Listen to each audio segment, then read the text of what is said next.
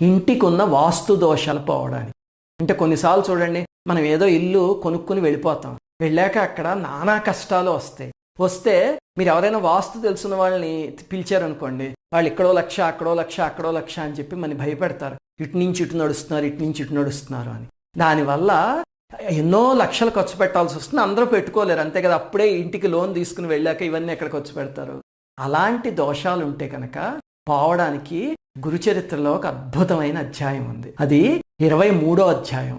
ఈ అధ్యాయం కనుక చదివి నేను ఇప్పుడు చెప్పబోయే మంత్రాన్ని అనుసంధానం చేయగలిగితే అద్భుతంగా పనిచేస్తుంది. రాజప్రార్థిత యోత్యాస్థాత్ మఠేయో గంధర్వపురే బ్రహ్మరక్ష సముద్ధర్త శ్రీదత్త శరణం మమ.